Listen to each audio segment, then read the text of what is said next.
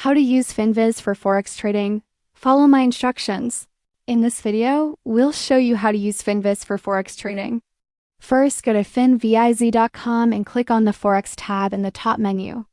This takes you to the Forex dashboard where you can see real-time price movements of major currency pairs like EUR/USD, GBP/USD, and USD/JPY.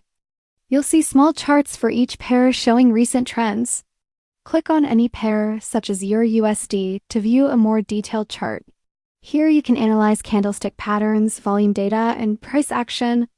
Use the Performance tab to check the strongest and weakest currencies over different time frames, like 1 day, 1 week, or 1 month. This helps you spot trends and potential trading opportunities. To go deeper, switch to the Charts tab where you can see full-screen technical charts for any currency pair. Add indicators like RSI, MACD, and moving averages to enhance your analysis. Though Finviz doesn't support live Forex trading, it's a great tool to spot trends, compare currency strengths, and analyze charts visually before placing trades on your broker platform. Thanks for watching.